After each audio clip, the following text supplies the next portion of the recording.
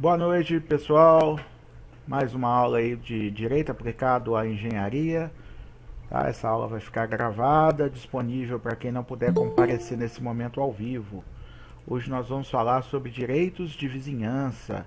É um ramo, é um sub-ramo, na verdade, do direito civil que estuda as relações entre pessoas que são proprietários de terrenos contíguos, ou seja, terrenos vizinhos, aqueles terrenos que são vizinhos um do outro. Então, onde termina o meu direito, onde começa o direito do meu vizinho, é isso que nós vamos tentar aprender nesse material que a gente vai estudar a partir de hoje. São 2 aulas para falar desse tema, tá?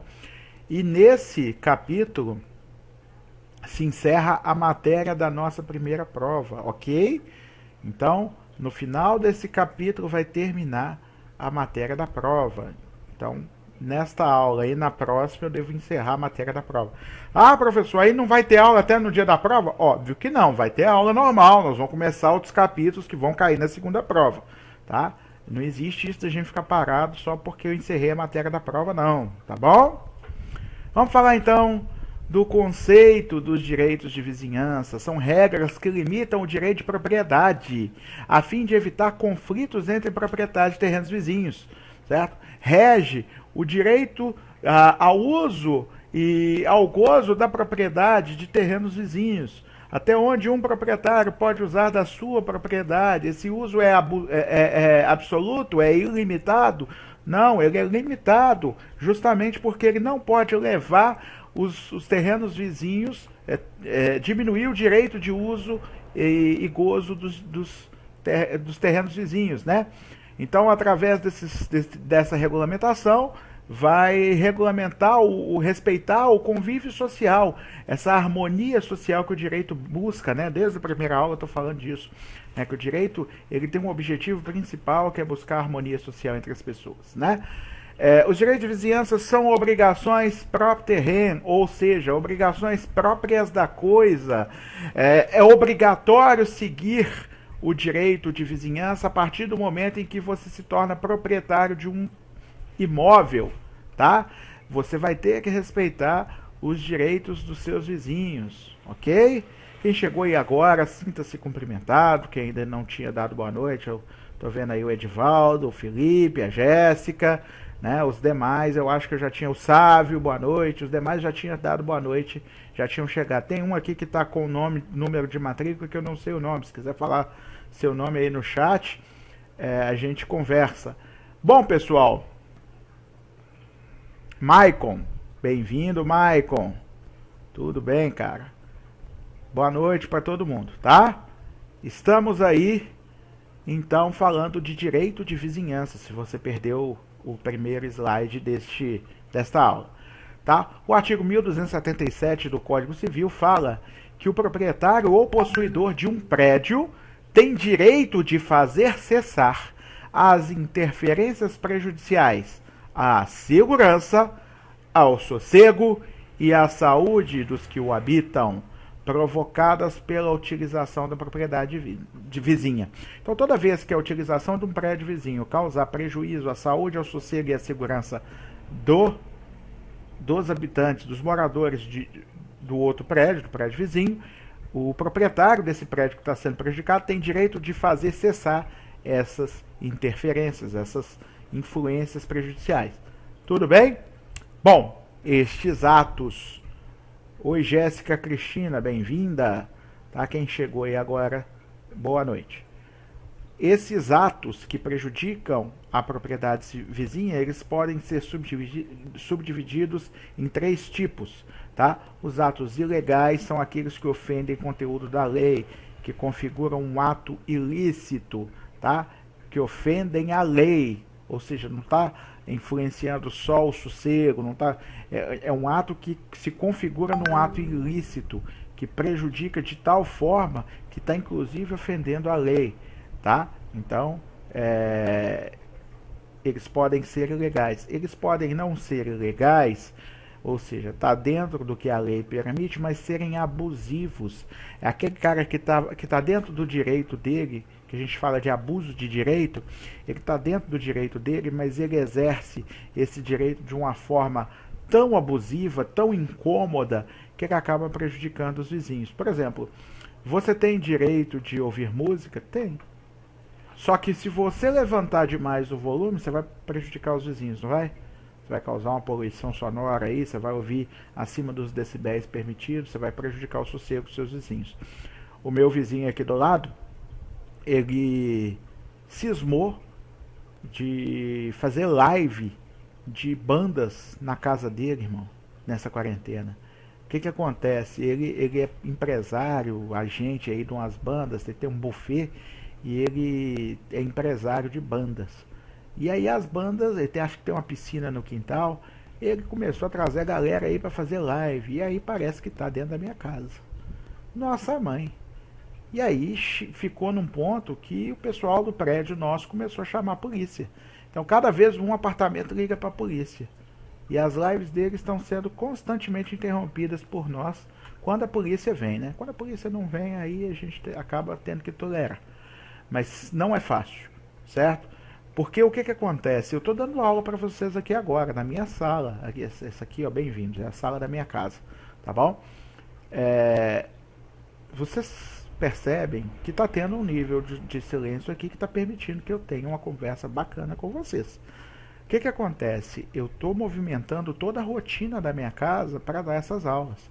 Por exemplo, minha esposa não abre Netflix, minha esposa não pode fazer uma chamada de vídeo durante a aula, tudo para não pesar a nossa internet. Eu já tenho uma internet razoavelmente boa, mas tudo visando o bom andamento da minha aula.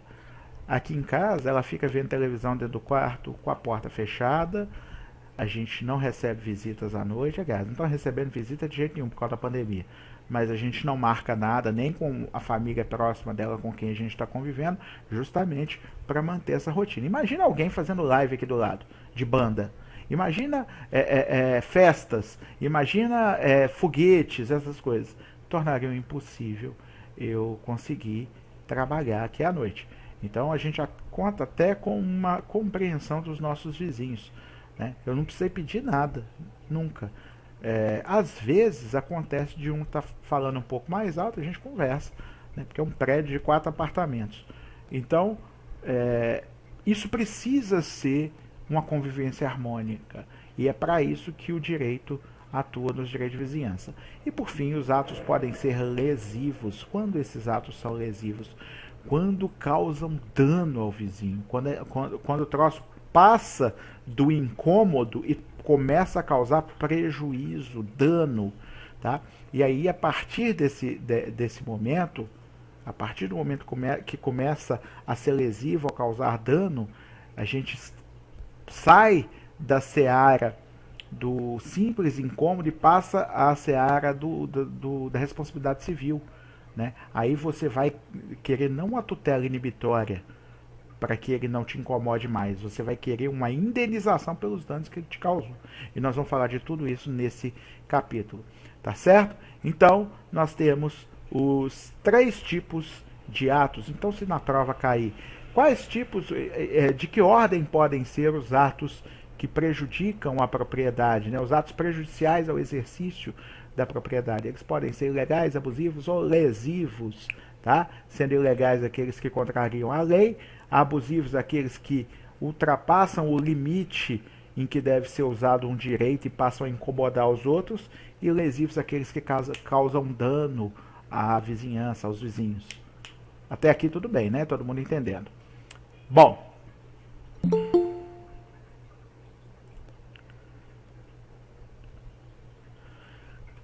atos ilegais e abusivos decorrem de um uso anormal da propriedade, né? Esses atos ultrapassam os limites toleráveis. E quando a gente fala de limites toleráveis, a gente está dizendo que determinados incômodos, determinadas interferências são toleráveis.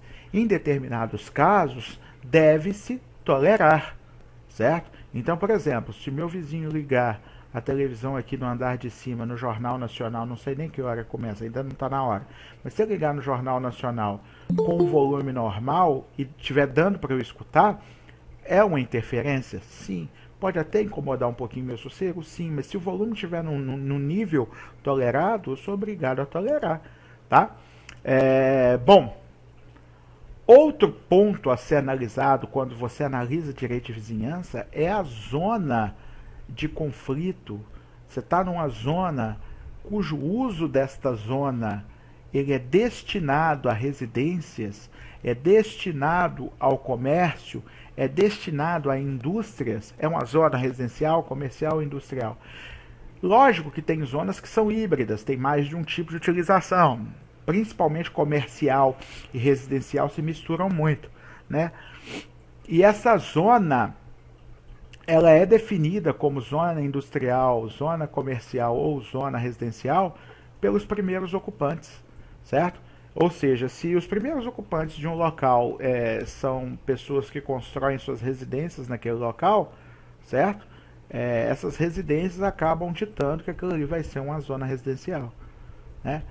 Vai ser uma zona que vai ter mais residências, vai ter alguns comércios, alguns pontos comerciais, isso é óbvio, né? Não tem como você morar num bairro sem ter uma padaria, você morar num bairro sem ter um lugar para você tomar uma cervejinha, você vai morar num bairro que não tem nenhum verdurão para você comprar uma fruta, certo? Então tem que ter alguns comércios. Agora, não é uma zona voltada para o comércio, como o centro de Ipatinga, por exemplo, né? Você vai no centro de Ipatinga, tem gente que mora lá? Tem.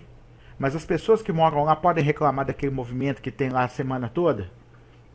Não reclamam, pelo contrário. Eles reclamam quando está tudo fechado, que fica parecendo uma cidade fantasma aquilo lá, certo? Então, existem moradores lá. Existem pessoas que moram no centro de Ipatinga. Deus me livre morar lá, certo? É gente que não acaba mais durante o dia e só noiado durante a noite. É difícil você conviver num lugar que a diferença entre o dia e a noite é tão, né?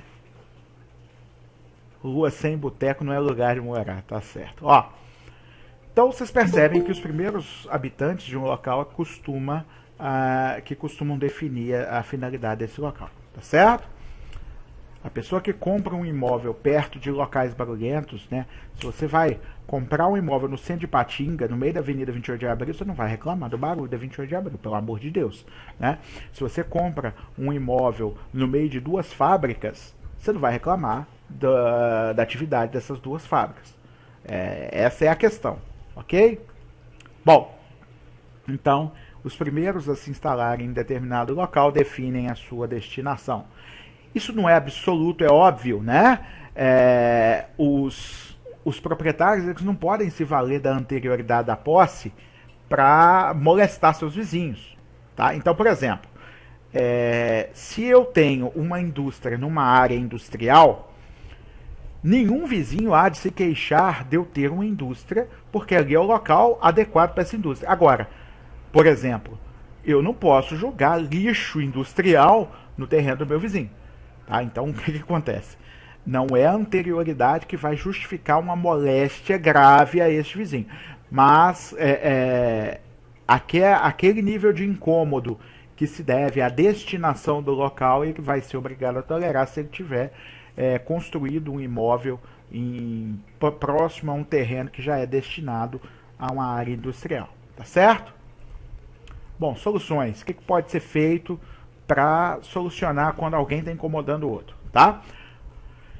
Primeiro, a justiça deve ser acionada só em caso dos danos serem intoleráveis, tá ok?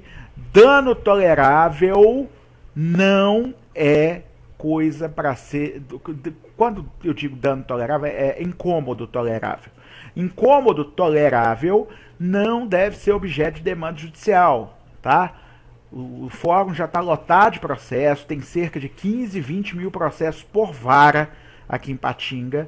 Não é fácil lidar com os atrasos gerados para a relação de servidores / número de processos que cada servidor tem que tomar conta.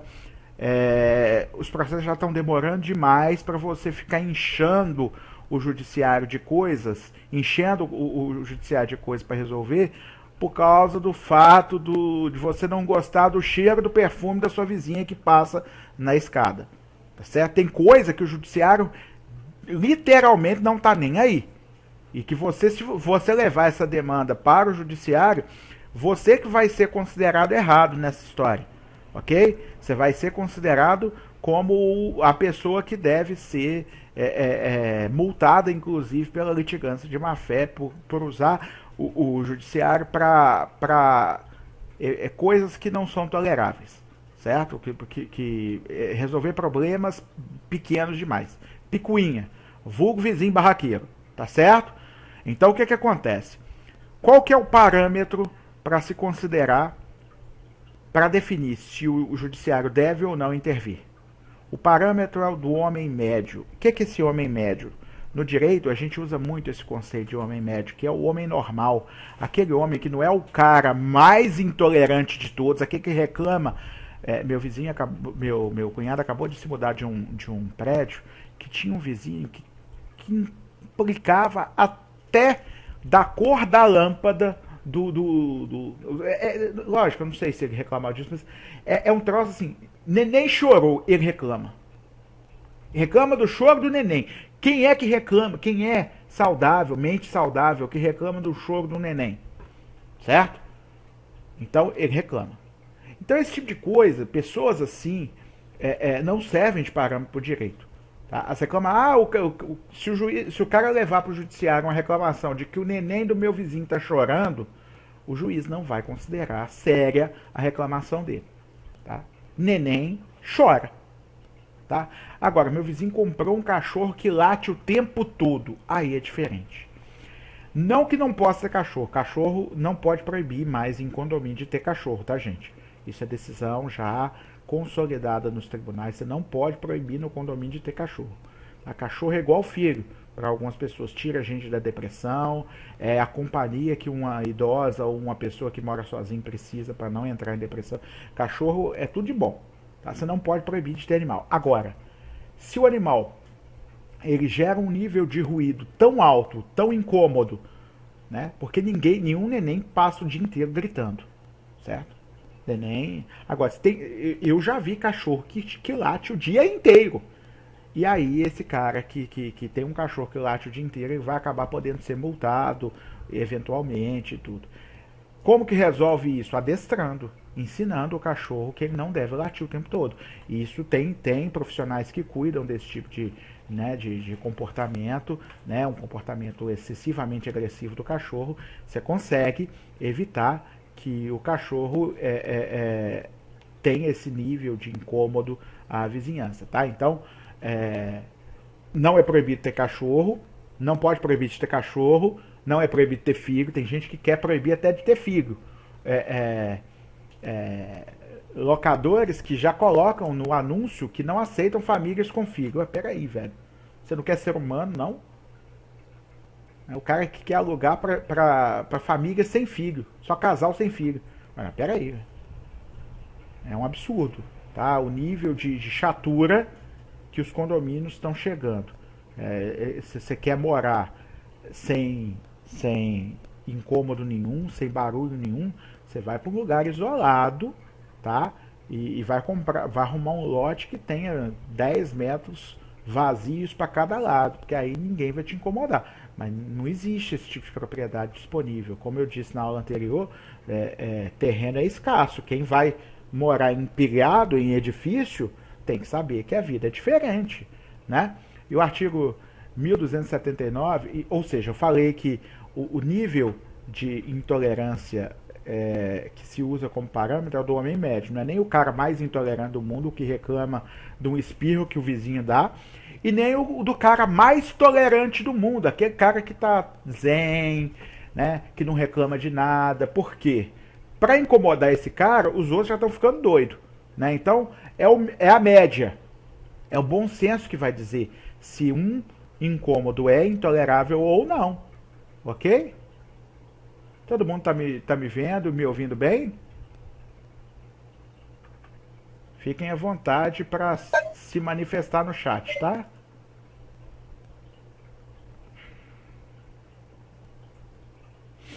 Beleza. O artigo 1279 do Código Civil fala que, ainda que por decisão judicial devam ser toleradas as interferências, poderá o vizinho exigir a sua redução ou eliminação quando essas se tornarem possíveis. Porque existem casos que não dá para, né, não dá para controlar. Por exemplo, já é passivo na justiça que você não pode proibir de ter cachorro. Cachorro late, ok? Então você não pode proibir de ter cachorro. Então se o cachorro late, sei lá, umas 3 vezes seguidas, 2 vezes no dia, você escutou uns 6 latidos em um dia, você vai reclamar? Né? Você não vai reclamar de um cachorro que mal late. Você vai reclamar do cachorro que late 24 horas por dia, que ninguém consegue dormir porque o cachorro não para de latir. Ou seja, o nível de tolerância pode ser reduzido dentro do possível. Como que você ensina um cachorro a não latir? Treinando, adestrando. Tá? Então é possível você educar uma pessoa. Da mesma forma que um menino, você dá educação, né, ensinando o limite, fala, ó, tá incomodando o vizinho aqui, tá vendo que o vizinho reclamou do papai, olha, esse ano não vai dar para comprar coisa gostosa para você, bala, pirulito, porque olha aqui, eu tô tendo que pagar uma multa do condomínio porque você fez muita bagunça, você gritou, você incomodou os outros, certo? É a forma de você educar o seu menino, certo? Da mesma forma você pode, né, fazer isso pro seu cachorrinho, né, ensinar. Porém, se não for possível que o dano seja reduzível ao nível normal de tolerância, o juiz pode determinar a cessação de uma atividade causadora de incômodo. Por exemplo, um fechamento de indústria, por exemplo. Se esta indústria estiver fora do lugar, gente. Nós sempre observar essa questão da zona de ocupação. Se é uma zona industrial, você não deve causar o fechamento da indústria, você deve indenizar o cara para sair de lá. Ok? Observar também se é interessante socialmente que se mantenha essa indústria. Por exemplo, eu vou fechar uma indústria que tenha 1000 empregados. Pensa bem, uma indústria com 1000 empregados. É 1000 pessoas trabalhando. É movimentação da economia. 1000 pessoas recebendo salário e comprando no comércio. Certo? É 1000 pessoas pagando imposto. É uma indústria que paga impostos. Movimenta toda uma economia por causa de um cara que está reclamando, certo? Então, tem que tomar cuidado com esse tipo de proporção entre o que está sendo esse incômodo e o que está sendo a questão da necessidade dessa indústria, né? Então, esse causador do dano, se a atividade é necessária para a própria sociedade, ele vai indenizar o vizinho para que ele saia de lá, né? Esse vizinho ele vai receber a devida indenização. Deixa eu só fechar o WhatsApp aqui, que fica pitando na minha cabeça, tá? Você vai manter aquela atividade, porque aquela atividade interessa a sociedade como um todo, e vai, né, eliminar aquela interferência, indenizando o vizinho. Ou para que ele aceite e receba a compensação pelo dano sofrido e fique ali quieto. Você já recebeu a indenização aí, fica quieto. Ou para que ele saia de lá, né? Aí é uma questão de o juiz verificar o que é a solução mais plausível. A ação que se interpõe para pedir uma indenização é a ação indenizatória, mas a ação que você pede para cessar uma interferência é a cominatória. Você vai pedir para cominar multa no caso da interferência continuar. Então essa ação cominatória ela visa o estabelecimento de uma multa caso essa interferência prejudicial, ou seja, o incômodo, não pare. Então é o que eu te falei, né? O condomínio vai receber autorização judicial para aplicar multas ao condomínio. Na verdade, o condomínio já tem esse poder pela convenção de condomínio. Se o cara ele não cumpre a convenção de condomínio, que tem uma obrigação de não fazer barulho, né, depois de ter terminado o horário, por exemplo, esse cara pode ser multado, tá certo? Bom, o artigo 1280 do Código Civil fala que o proprietário ou possuidor tem direito de exigir do dono do prédio vizinho a demolição, a reparação deste, quando ele ameaçar ruína, bem como que lhe preste caução pelo dano iminente. A ação que você pede, essa caução pelo dano iminente, chama-se ação de dano infecto. Tá? Essa ação de dano infecto visa você ser indenizado preventivamente se o prédio... Vocês viram esse caso que teve, que um prédio simplesmente caiu pro lado? Onde que foi isso, hein? Macaé, eu acho, não foi? Eu tava vendo esse vídeo essa semana. Vocês viram isso? Responde aí pra mim. Pessoal filmando, né? Deixa eu ver se eu acho esse vídeo pra vocês. Pra mandar... Mauá! É Mauá? Ô Flávio, é Mauá? Deixa eu ver aqui se eu... Vou abrir o YouTube aqui, tem o canal da engenharia. Depois que o Sérgio mandou pra vocês um vídeo do canal da engenharia, como eu sou fã desses negócios de engenharia, eu comecei a seguir. Eu vou ver se eu mando pra vocês aqui o canal. Tá abrindo lá, enquanto isso a gente continua com a aula aqui, tá? O prédio simplesmente desabou e levou umas 2 casas do lado junto, certo? E aí o cara tava analisando o porquê, um rapaz que é engenheiro lá tava analisando o porquê, né? Eu não vou me aventurar a analisar esse porquê não, tá, galera? O prédio desabou de uma vez. Caiu assim, nem foi em câmera lenta não. Ele deu uns 2 estalos na estrutura, começou a sair uma poeirinha lá, de repente ele bum no chão. O que acontece? Se o prédio ameaça ruína, você pode exigir do vizinho a reparação desse prédio, para que ele não caia em cima do seu, e se você verificou que esse cara não está reparando o prédio, e esse prédio está ameaçando cair, você pode pedir, exigir na justiça que ele preste caução. Caução é garantia, tá, gente? Tá? Caução, nesse caso, com U aí, se se diga, é garantia. Pelo dano iminente. Ou seja, o dano nem aconteceu ainda, você está pedindo o pagamento de um dano que pode vir a acontecer. Ok? Então, nesse caso, você vai pedir a garantia aí pelo dano que pode vir a acontecer, galera. Tá certo? Então, o artigo 1280 do Código Civil, ele garante o proprietário de um prédio cujo prédio vizinho esteja ameaçando ruir, tá? Que exija reparação do prédio vizinho, reparo, né?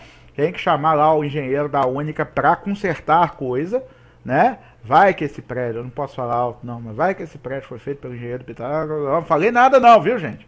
Tá? Falei nada não. Aí chama o engenheiro da Única para consertar, tá bom? Se tiver alguém aí que estudou na outra faculdade aí que eu brinquei, é brincadeira, tá? Brincadeira. Dizem que é verdade, mas é brincadeira. Vamos lá, continuando. Árvores limítrofes. O que acontece? Como que funciona a história se tiver uma árvore que está na divisa? Tá? O artigo 1282 fala o seguinte: a árvore cujo tronco estiver na linha divisória presume-se pertencer em comum aos donos dos prédios confinantes. Ou seja, a árvore está na linha divisória, pertence aos dois. Significa que um não pode cortar sem autorização do outro. Uai, professor, você não pode matar a árvore sem autorização do outro. E se você matar a árvore sem autorização do outro, você pode vir a ser obrigado a indenizá-lo, tá? O artigo 1283, segundo o 1283, fala que o proprietário do terreno invadido por raízes ou ramos de árvore que estejam no outro prédio, aí o tronco da árvore está no outro prédio, mas a raiz começa a querer ultrapassar a linha divisória, o marco divisório. Aí a raiz ou o ramo autoriza o dono do outro prédio a cortá-los até o limite da linha divisória. Tá? Então, por exemplo, a copa da árvore do vizinho entrou no seu prédio, você não perde tempo pedindo aí para podar, não. Você vai lá e poda, até o limite. Ok? A raiz começou a ultrapassar a linha base lá, né, a divisória no chão, você pode cortar até o limite. Mas você não pode ultrapassar esse limite. Ok? Bom, os frutos do vizinho que caírem naturalmente no chão do seu terreno são seus. Atenção, hein? Os frutos que caírem da árvore do vizinho e caírem naturalmente, não é arrancado nem cortado, não, no seu chão, são seus. Mas você não pode ir lá e colher. Ok? Se o seu terreno for particular. Se o terreno vizinho onde caírem os frutos for público, eles ainda pertencem ao dono da árvore. Então, olha só. Frutos caídos em terreno particular pertencem ao dono do terreno onde caíram. Frutos caídos em terreno público pertencem ao dono da árvore. Ok? Ah, professor, mas espera aí, tem uma dúvida aí. Vocês estão prestando atenção, né? Olha só. Se eu posso cortar os ramos da árvore até a linha divisória, até a linha imaginária que segue perpendicular ao solo sobre o muro, tá? Eu posso cortar os ramos da árvore. E se tiver frutos desses ramos, você pode cortar os ramos, mas vai ter que devolver os frutos para o dono da árvore. Ah, professor, ninguém faz isso. Tudo bem, mas é a lei. Tá certo? Então, você vai cortar esses ramos. Se é permitido que corte os ramos até a linha divisória. Mas se houver frutos desses ramos, os frutos pertencem ao dono da árvore. Só pertencem ao dono do terreno onde caíram, se o terreno for particular, e se esses frutos caírem naturalmente. Fui lá e arranquei. Não. A quem cortou, é óbvio. Você cortou, ué. Tava lá quieto na árvore. Você cortou, você descarta. Ok? Sendo comum à árvore, os frutos e o tronco pertencem a ambos e não pode arrancar sem o consentimento do outro. Tá ok? Tudo bem? Você não pode. A pergunta é, lembra, o uso da propriedade tem sempre que levar um nível de tolerância e um nível de bom senso. Você não pode cortar os ramos da árvore do vizinho que ultrapassam o limite da sua propriedade e jogar no terreno do vizinho, não. Você tem que cortar e descartar. Ok? Continuando. Da passagem forçada. O que é passagem forçada? Está no artigo 1285 do Código Civil. Tá? Passagem forçada é um direito que cabe ao dono de um prédio que naturalmente ou pelo desmembramento de prédios ficou encravado em um local sem acesso a porto, nascente ou via pública. Como assim, professor? Imagine, eu estou em um local, tá, cercado por uma floresta que não tem acesso para sair dali, do outro lado tem um lago que eu não consiga sair dali, ok? E na frente eu tenho uma estrada. Lá é a via pública onde eu tenho acesso. Só que essa propriedade, em virtude, por exemplo, de uma herança, o falecimento de um pai, é dividida na metade. A parte de trás fica para um filho e a parte da frente fica para outro filho. De modo que se não passar pelo terreno do outro, o de trás fica sem acesso à via pública. Ou seja, ele só consegue chegar de helicóptero ou de paraquedas no terreno dele. Esse cara tem direito, segundo o artigo 1285, a constranger o seu vizinho a lhe fornecer passagem. Isso significa o quê? Que ele não é obrigado a pedir com jeitinho. Ele pode constranger. O que é constranger, gente? Lógico, você vai entrar na justiça e o juiz vai obrigar o cara a te fornecer passagem, mediante pagamento de indenização cabal. Olha só, não é de graça, não. Então o cara liberou aí uma estrada de 4 metros para você no terreno dele, você vai passar pelo terreno dele, por passagem forçada, porque o seu prédio está encravado, o que você vai fazer? Você vai pagar a indenização pelo terreno que ele teve que ceder para a construção dessa estrada, que é a sua passagem forçada. Tá ok? Esse direito só será válido se o encravamento for natural e absoluto. Portanto, se houver uma saída, mesmo que essa saída seja ruim, não é caso de encravamento, não é caso de passagem forçada. Tá ok? Ou seja, você só pode constranger seu vizinho a te fornecer passagem pelo terreno dele se o seu prédio está encravado. Então vamos supor, você tem um lote na área urbana. Tá? Tem lote de um lado, lote do outro, lote atrás e rua na frente. Ok? Dividiu esse lote em dois meios lotes, um na frente e um no fundo. O da frente vai ter que conceder um beco lá pro cara por de trás passar. Tá? Nesse caso nem precisa ser uma garagem, tá? Pode ser um bequinho lá de 1 metro, né? Para ter uma área útil de 90 centímetros só, pro cara passar, tá? Ou seja, ele não pode ser obrigado a pular de paraquedas e cair dentro do lote dele, não. Ah, tá, e esse espaço que eu perdi? Indenização, você vai ser indenizado por ele, tá? Então não é de graça. Ah, então quer dizer que ele não pode me constranger sem pagar a indenização? Não, não pode te constranger sem pagar a indenização, tá? Então ele é obrigado a pagar a indenização, tá bom?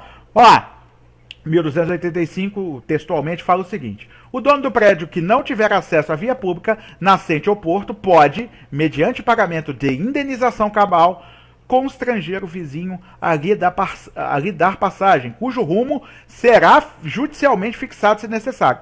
Obviamente, essa palavra "se necessário" no fim abre a possibilidade dos confinantes decidirem por onde vai passar a passagem forçada, tá? Em comum acordo. Ou seja, precisa levar a questão para a justiça? Não é obrigatório. Quem é que está com o microfone aberto aí chiando? Deixa eu ver quem é aqui.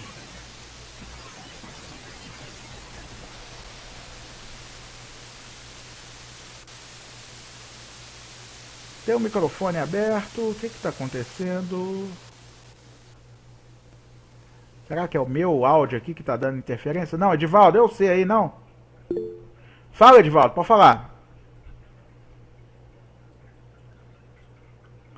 Tô te ouvindo. Tô ouvindo não, tô lendo. É o microfone do Edivaldo que tá com problema mesmo. Que problema. Ô Edivaldo, digita aí a pergunta se você quiser fazer alguma pergunta.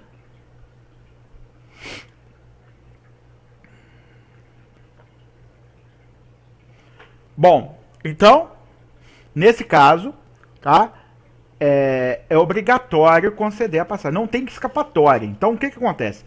A discussão não é se vai ou não vai conceder a passagem. Vai. Tá? Vai conceder a passagem. É por isso que se chama passagem forçada. Tá? A questão é por onde ela vai passar. Onde que vai ser? Do lado esquerdo, do lado direito, no meio e tal. E quanto vai custar a indenização. Isso pode ser discutido. Mas vai conceder a passagem. Tá bom? Esse direito não vale se tiver outra saída, tá, galera? Ah, essa saída tem muito morro, tem muito buraco, é sinuosa demais, é estrada de chão, não importa, ok? Não importa mesmo, certinho? A passagem será concedida mesmo se... quer dizer, a passagem não será concedida se houver outra saída. Tudo bem? Cabe ressaltar que ainda se houver alienação parcial de um prédio, ou seja, desmembrou o prédio, vendeu a parte da frente pode ser obrigada a conceder passagem a quem ficar no fundo, tá certo? Não importa, gente. Olha só, azar seu que você vendeu. Não, não existe isso. Não existe. As propriedades precisam ser úteis a quem as possui. Então é óbvio que se alguém vendeu a parte da frente do seu imóvel, tornando-se encravado na parte de trás, não conseguindo sair desse encravamento, é óbvio que ele vai precisar de passagem forçada. Tá? E quem compra tem que prever isso. Ó, se eu comprar isso aqui, eu não vou conseguir usar tudo, porque eu vou ter que te conceder passagem. Tá, ok?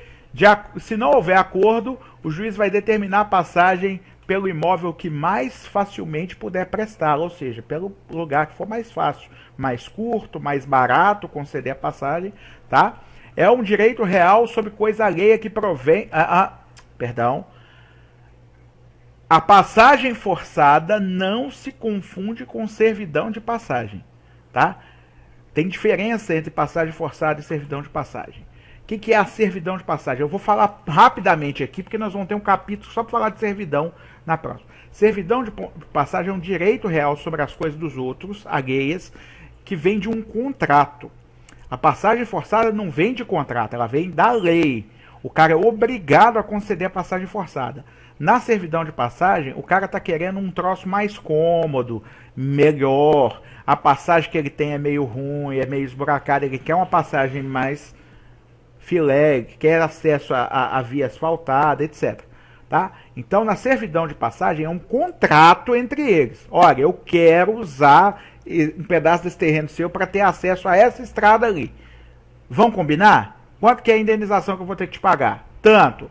Então, vamos estabelecer uma servidão aqui, que é um direito real sobre o terreno do outro, vai ser registrado nos dois imóveis e isso vai ser possivelmente para sempre. Tá? Possivelmente para sempre. No capítulo que vem a gente vai entender quando termina e se termina o direito de servidão. Tá? Isso não é passagem forçada. O que é passagem forçada? Ela não vem de contrato, ela vem da lei. O vizinho que a conceder pode até não concordar com isso, olha só. Tá? Na servidão não, tem que ter acordo de vontades para surgir uma servidão. Depois não precisa ter mais acordo de vontade. Registrou o direito, acabou. Vai usar enquanto for necessário. Agora, o que eu estou querendo dizer é o seguinte: na passagem forçada, o cara pode espernear. Sabe, a gente brinca no direito que é o jus esperneandi, é o direito de espernear. Você tem direito de espernear lá na sua cama, que é lugar quente. Chora bastante. Porque a lei garante aquele proprietário de um prédio que ficou encravado, não tem passagem nenhuma, o direito da passagem forçada. Servidão de passagem não é para prédio encravado. Servidão de passagem é para prédio que quer melhorar a sua utilidade. É um prédio que quer ficar mais filé. Aí ele vai indenizar o vizinho, vai entrar em acordo com o vizinho para ter uma passagem melhor. Entenderam a diferença? Tá certo? Então, a gente ainda vai aprender sobre servidão no próximo capítulo. Eu só estou dando um spoiler de servidão aqui para diferenciar servidão de passagem forçada. A passagem forçada é para prédio encravado e vem do artigo 1285 do Código Civil. Não tem acordo nenhum, não tem contrato nenhum aí, tá? É indenizada, tá? Todos os dois casos vai ter indenização, tá? Só que na servidão de passagem é comum acordo. O cara vira e fala assim, ó, você quer ganhar um dinheiro? Quero. Ele tem um pedaço do seu terreno que você não está usando muito, eu queria fazer um acesso melhor àquela estrada ali pelo seu terreno. Vamos combinar? Quanto que vai me custar isso? Quanto que eu vou ter que te indenizar por um direito de servidão? Isso é um contrato entre eles. Agora, na passagem forçada não, vem da lei o direito. É constranger o vizinho. Lembra disso, lembra da palavra constranger. Tá ok?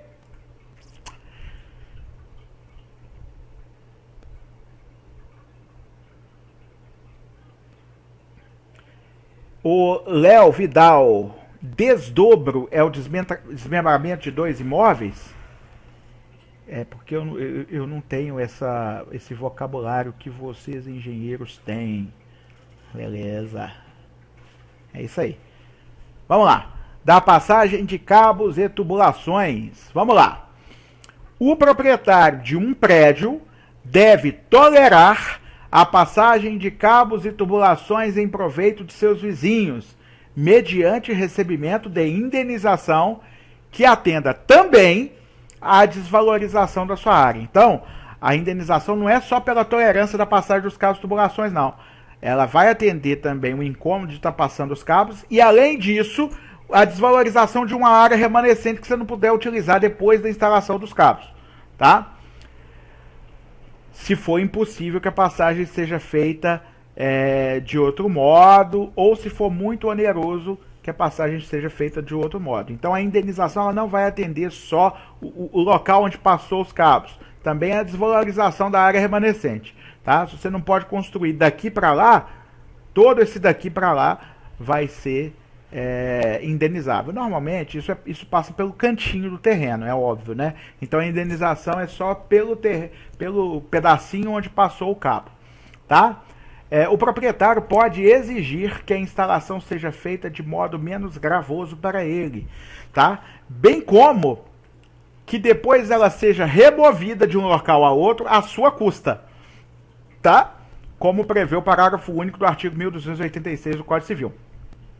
É facultado, então, ao dono do imóvel onde está passando o cabo ou a tubulação que vai servir o vizinho, que ele mude o local desse cabo ou tubulação, à sua custa. Ele que vai pagar por essa remoção. tá? Ele quer mudar, tá? Desde que ele não prejudique o vizinho nessa situação toda. Ele vai pagar e essa passagem de cabo vai ter que ter a mesma eficácia, tá? Também é possível a mudança de local e a realização de obras quando essas instalações oferecerem risco para o dono do imóvel que está tolerando a passagem. Ok? O artigo 1288 fala das águas e ele diz que o dono ou possuidor de um prédio inferior é obrigado a receber as águas que correm naturalmente do prédio superior, ou seja, as águas que escorrem do prédio superior de forma natural devem passar pelo prédio inferior de forma desembaraçada. O desembaraçada não significa que você precisa deixar essas águas correrem livremente por todo o terreno. Você pode canalizá-las, né? E passar por uma canaleta no canto ou um cano no canto, desde que essas águas não sejam impedidas, né? Você não pode realizar obras que embaraçem o fluxo natural dessas águas, mas você pode canalizar essas águas que correm naturalmente, ok? E elas também não podem ser agravadas. Essa condição do prédio inferior não pode ser agravada por obras do prédio superior também.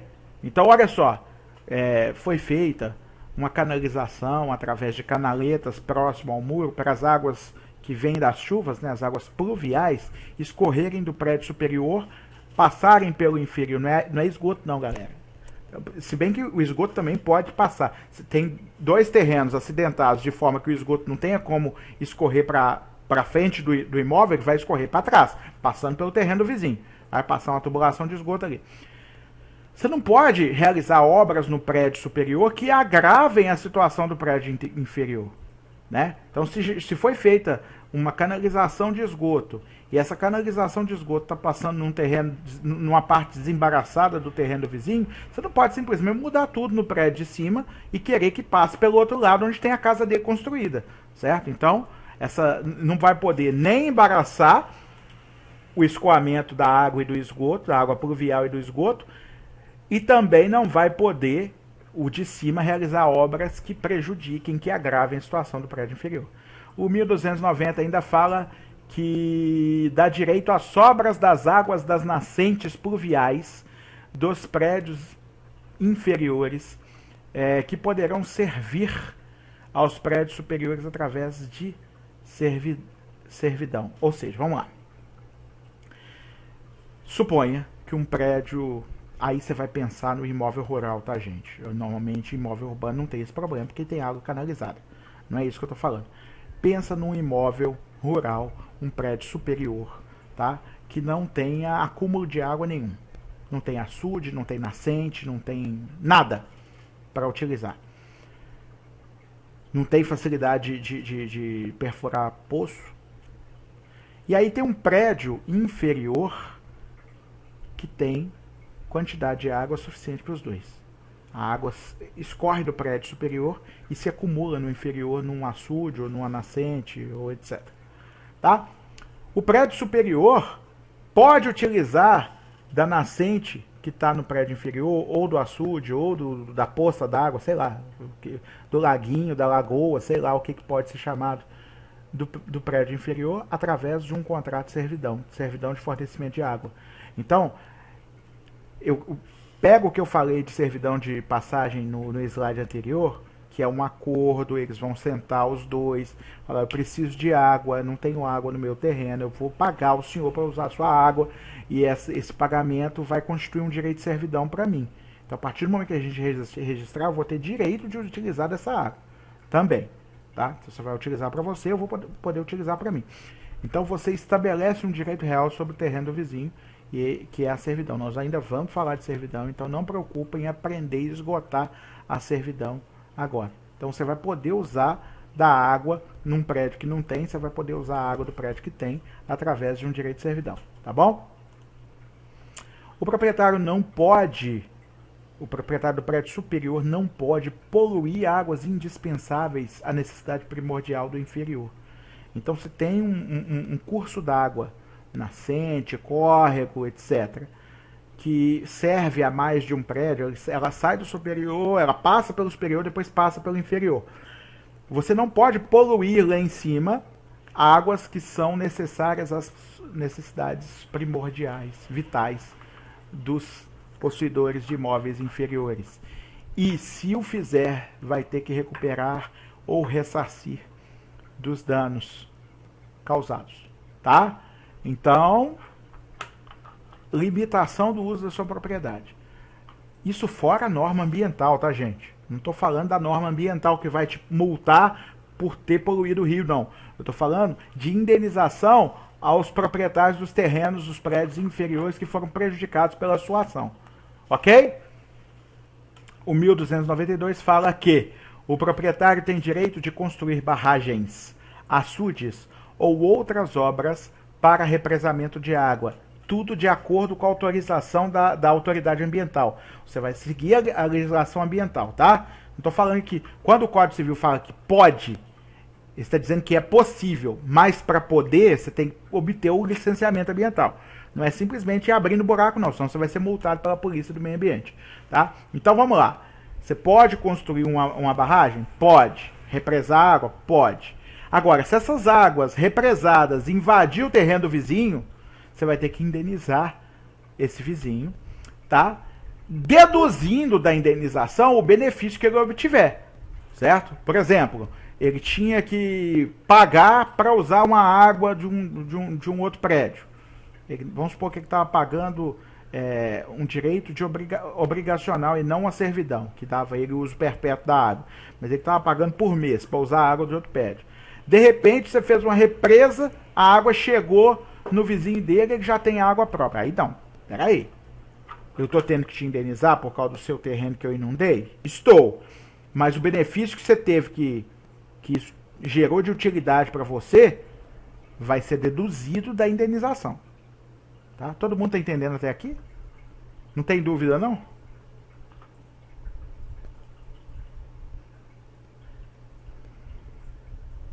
Pode perguntar, tá, galera? Tá de boa. Tá bom.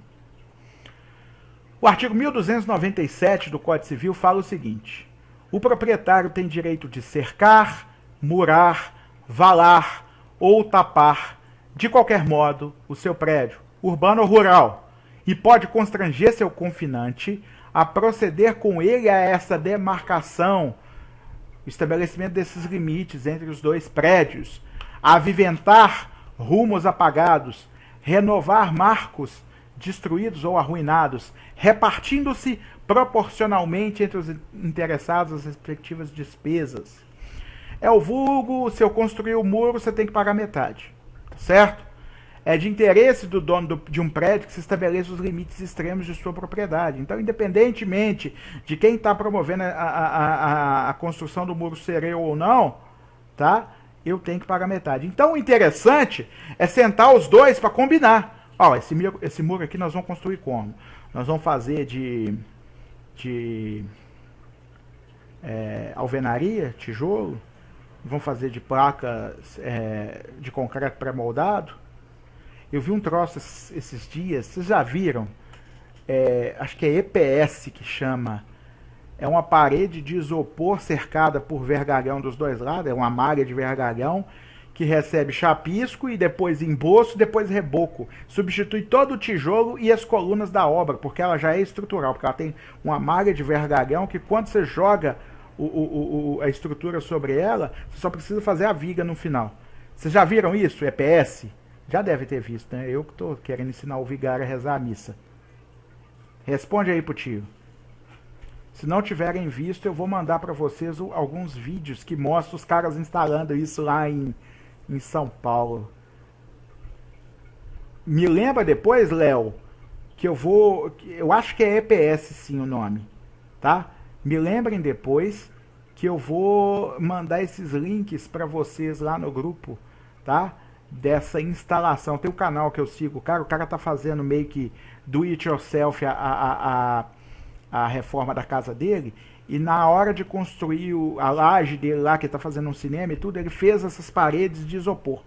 tá? É muito massa, é show de bola. Economiza na construção. Quem sabe vocês vão construir abrir uma empresa para ter isso aqui na região, porque aqui não tem não. Isso é coisa de capital, tá? Me lembra que eu mando o vídeo para vocês. Aí se vocês construírem, abrirem a empresa e começar a ganhar muito dinheiro com isso, vocês me contratam para ser advogado de vocês. Que aí todo mundo ganha dinheiro, todo mundo fica feliz. Tá bom?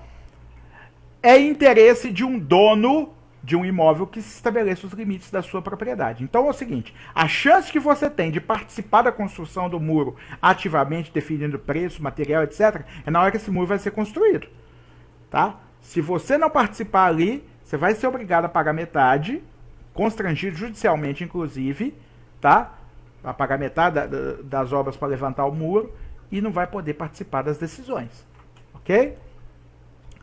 Bom, a ação cabível para solucionar as confusões entre linhas divisórias é a ação demarcatória. Como que eu defino qual que vai ser o limite? Eu vou demarcar o limite, ação demarcatória. É aqui, é 10 centímetros para lá, é 20 centímetros para cá, tá? Isso, hoje em dia, isso é realizado até por GPS, via satélite e tudo, tá? É lógico que vai medir tudo, mas exatamente onde fica o marco, já tem até o uso da tecnologia, né? Salvo engano, a pessoa, o profissional que faz esse tipo de trabalho é o agrimensor, né? Mas nem sei se é só ele que pode. Eu acho que talvez o engenheiro também tenha habilitação para fazer esse tipo de cálculo. Tá? Bom, uma vez interposta a ação demarcatória, o juiz vai delimitar as áreas de acordo com a posse justa, né? No caso da posse justa não ser provada, ninguém conseguiu provar até onde era possuidor, o terreno total será dividido em partes iguais, tá? Ou não sendo possível uma divisão cômoda, porque por causa do terreno ser acidentado e tal, um vai ser adjudicado do terreno todo e vai ser indenizado o outro. Ou parte maior do terreno, por exemplo, se a divisão cômoda entre os prédios ficar desigual, o que ficou com mais indeniza o outro. Tá certo? Entenderam? Bom, ações demarcatórias não se confundem com ações possessórias e reivindicatórias. Vamos explicar para que serve cada uma. Ação reivindicatória é para discutir quem é dono, propriedade.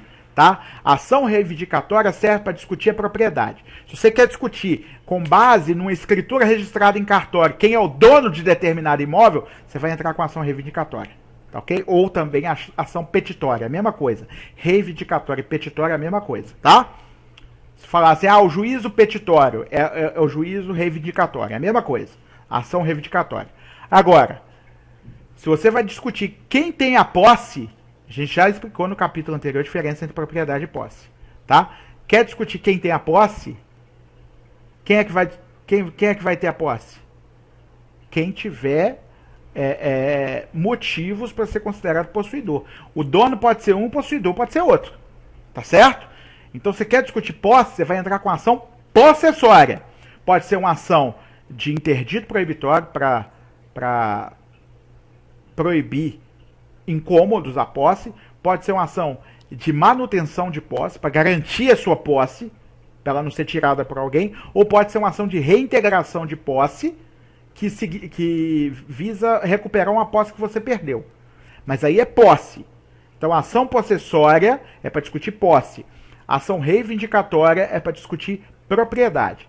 A ação demarcatória é para discutir o limite entre duas propriedades. Aonde que fica a divisão, ok? Então, há 3 ações diferentes, tá? Saber aí a diferença entre elas, tá? Então, se alguém entrar com ação demarcatória contra você, ele não está querendo tomar a sua propriedade, ele está querendo discutir com você onde fica o limite entre a sua e a dele, ok? Se alguém entrar com ação possessória contra você, ele não está discutindo quem é dono.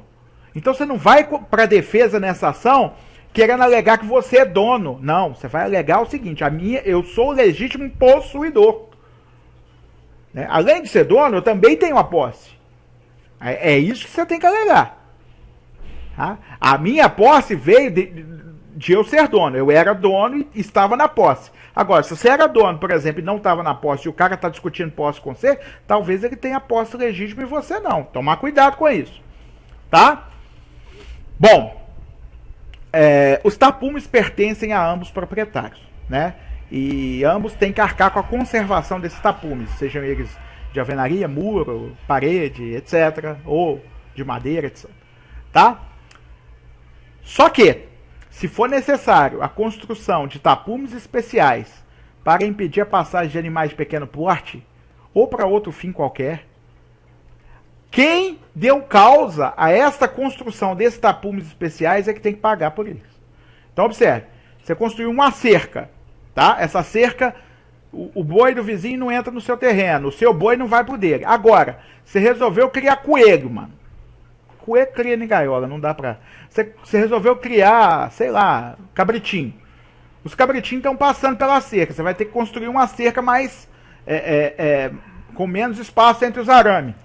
Aí, irmão, você que vai ter que pagar por esse tapume especial, essa divisão especial. Tudo bem?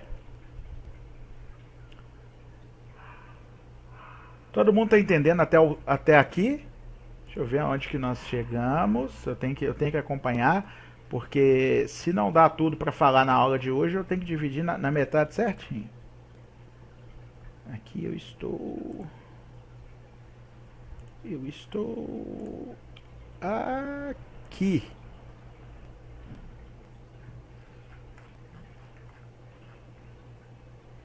Uai, se bobear, dá até pra eu falar tudo nessa aula só.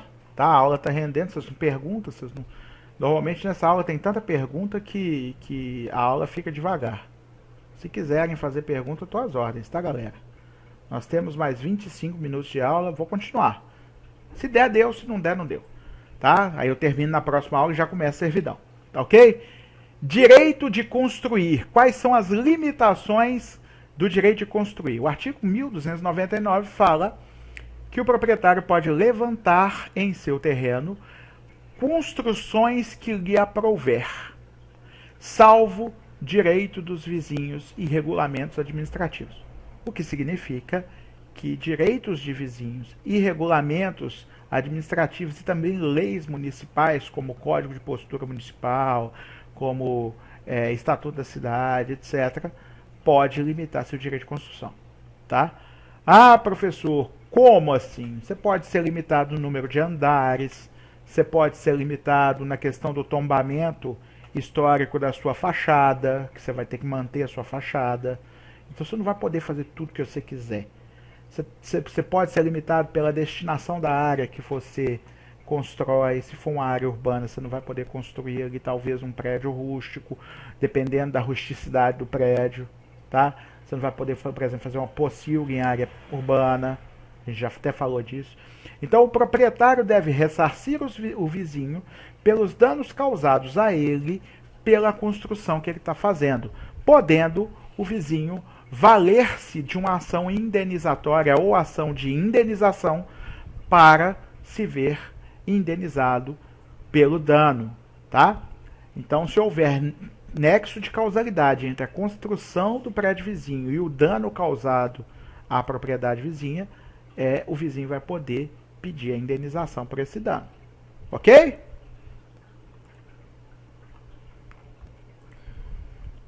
Cabe lembrar a vocês, eu botei em letra grande e vermelha aí, tá ok? Que construtores, arquitetos, empresas que prestam serviços de construção civil, inclusive engenheiros, respondem solidariamente com os proprietários pelos danos causados pela obra, já que são as pessoas técnicas habilitadas a realizar essa obra. Se os danos decorrerem de imperícia ou negligência do construtor, o proprietário que pagar sozinho pode valer de ação de regresso contra esse construtor, inclusive do engenheiro. Sabe, o Flávio falou que é em Mauá, né, o prédio que desabou. O engenheiro daquele prédio, se houver, provavelmente não teve, né? Mas se houver um engenheiro ali, que assinou com a RT ali, né? O engenheiro pode ser responsabilizado pelos danos que aquele desabamento causou. Certo? Basicamente, por causa desse slide aqui, tem essa matéria. Para vocês entenderem que tudo que vocês fizerem na vida pode acarretar direito à indenização que vai ser paga por vocês. Por isso, cuidado, cuidado. Quando o proprietário de um imóvel virar para você e falar assim, assina o projeto, mas eu quero que você reduz as colunas para mim, porque eu não quero gastar tanto com ferragem, não. Tá? Eu quero gastar material de menos qualidade. Você vai mudar o seu projeto para agradar um cara que vai te pagar? Por isso, você pode ser condenado a pagar indenização depois, inclusive por vidas perdidas. Você pode ter essa responsabilidade nas suas costas. Tá? Então toma muito cuidado. Muito, muito, muito cuidado. Dúvidas até aqui? Vocês já sabiam disso, né? Não precisava de eu vir aqui falar para vocês. Alguém não sabia que o engenheiro pode ser responsabilizado pelos danos que a obra que ele assinou causar? Um desabamento, etc. Responde aí no chat para mim. Da responsabilidade, sim. O que você não sabia, então? Sabia, né? Todo mundo sabia disso aí.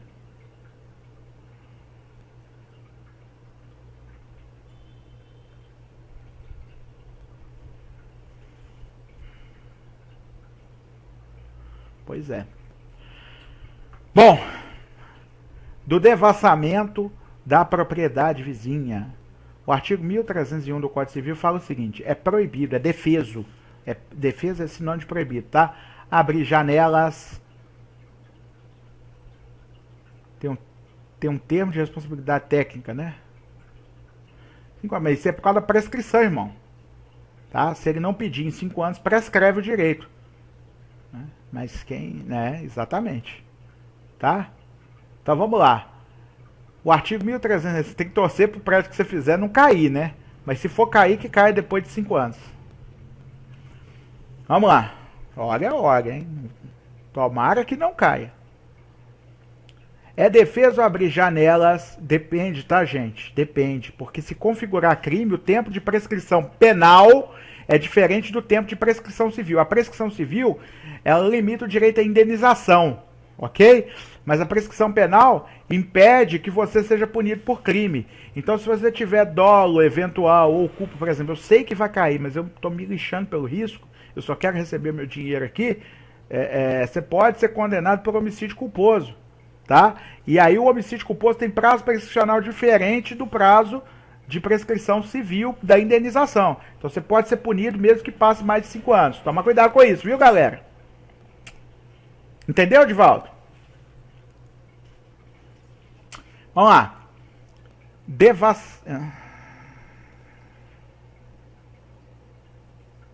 Vamos lá. Devassamento da propriedade vizinha. O 1301 fala que é defesa abrir janelas ou fazer eirado, terraço ou varanda a menos de 1,5 m do terreno do vizinho, tá? Com a finalidade de resguardar a intimidade. Ficou 2 vezes a palavra intimidade aqui. Eu tenho que consertar esse slide. Com a finalidade de resguardar a intimidade das famílias, né? No entanto, não estão proibidas ventilação, aberturas pequenas para ventilação e passagem de luz. Só que essas aberturas pequenas podem ser fechadas, certo? As janelas são proibidas, mas as pequenas aberturas construídas mais no alto para passar ventilação e luz não são proibidas. Só que, inclusive, pode ser fechado. Você pode subir a parede da sua casa até aonde você quiser, dependendo. Você não é obrigado a respeitar o buraco de ventilação criado pelo seu vizinho, tá? O proprietário do terreno vizinho pode, no lapso de ano e dia, olha só, hein? Lapso de ano e dia após a conclusão da obra, tá? Exigir, mas o plano diretor da cidade tem, porque no Código Civil tem. Se mudar o Código Civil, muda o plano diretor, tá?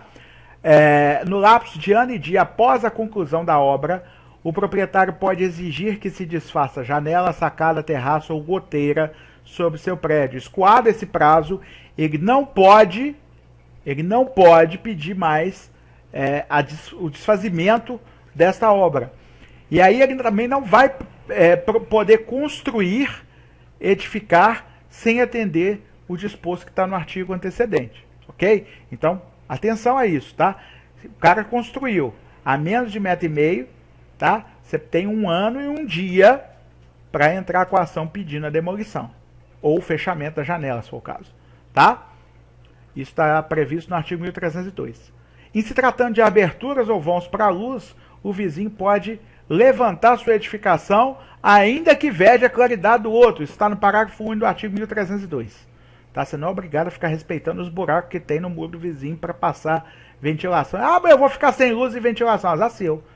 No seu projeto, você não pensou nisso, azar seu. Tá?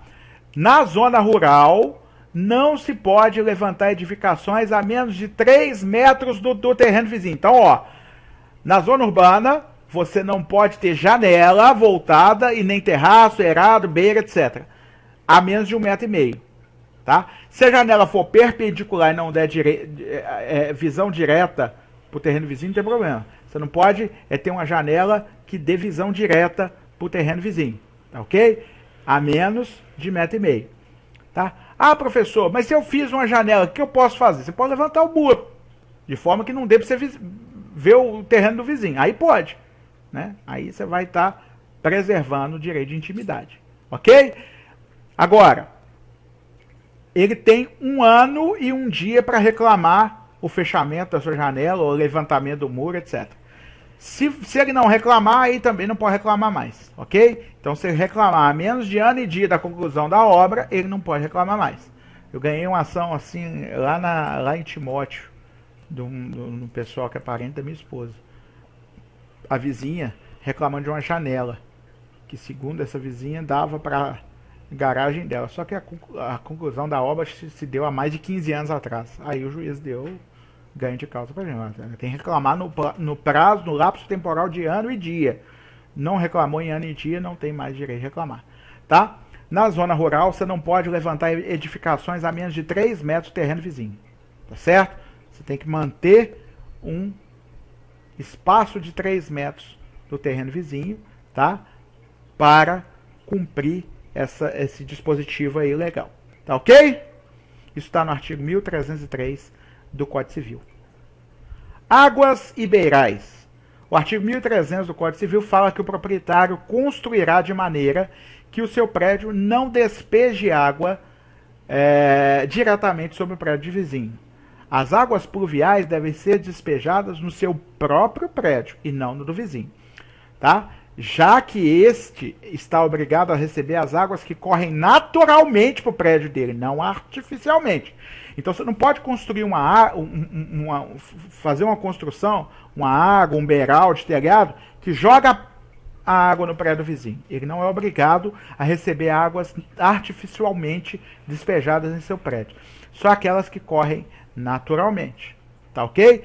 E você também não pode fazer obras que façam com que as águas corram para o prédio vizinho. Por exemplo, você construiu a casa em desnível, fazendo com que a água vá toda para o prédio vizinho. Você não pode fazer isso, tá? É águas que correm naturalmente. Tudo que você meter a mão, fizer de artificial, que causa prejuízo, aumento de curso de água para o prédio vizinho, ele pode pedir que seja desfeito. Tá certo? Paredes divisórias não se confundem com muros divisórios, tá? O muro divisório, ele vai ser construído sobre o limite do terreno. Cada proprietário pode construir uma parede divisória até a metade do muro, que está do seu lado, né? Considerando que o limite entre dois terrenos é uma linha, essa linha ela não tem largura, ela é uma linha, né? O muro que é construído sobre essa linha está metade em um terreno, metade no outro terreno. Vocês concordam comigo?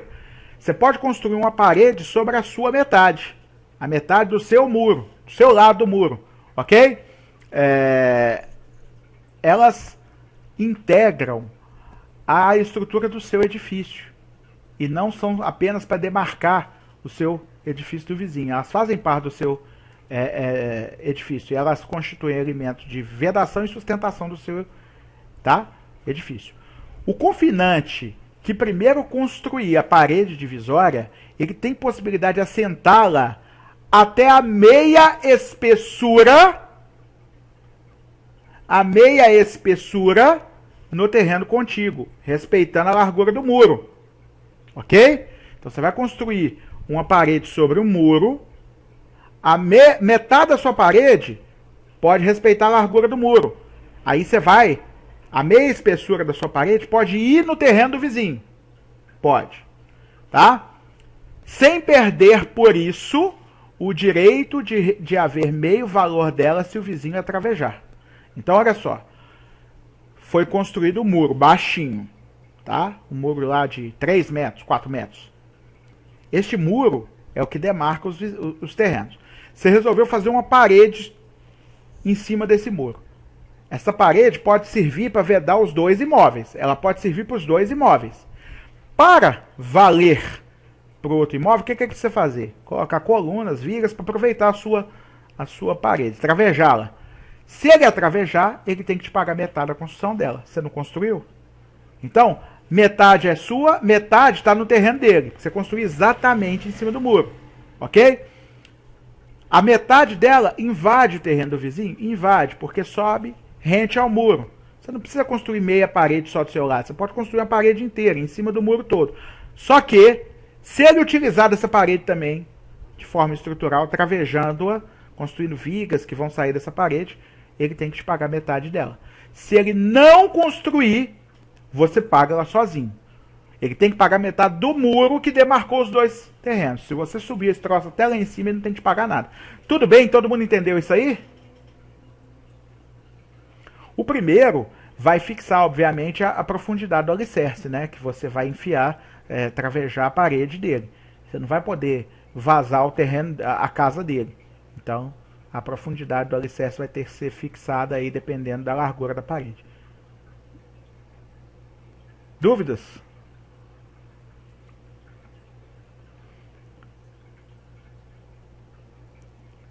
Pessoal, deixa eu ver aqui quantos slides eu dei na aula de hoje, tá?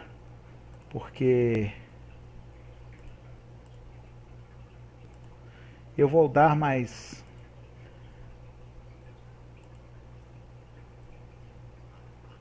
Não, faltam 6 slides para terminar essa matéria. Vamos deixar para a próxima aula, né? Para não terminar afogado. Aí a gente, no resto da aula de hoje, a gente tira a dúvida se tiver. Tá? Porque faltam 8 minutos. Eu percebi isso agora, já são 8h12.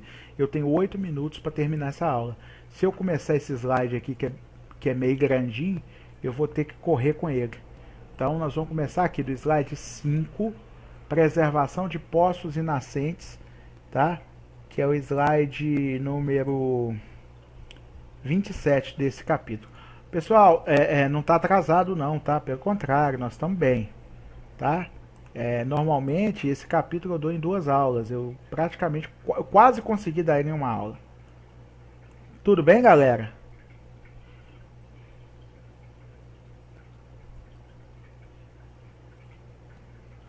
Você está querendo lista de quê? De exercício? Vou parar a gravação aqui, tá, galera?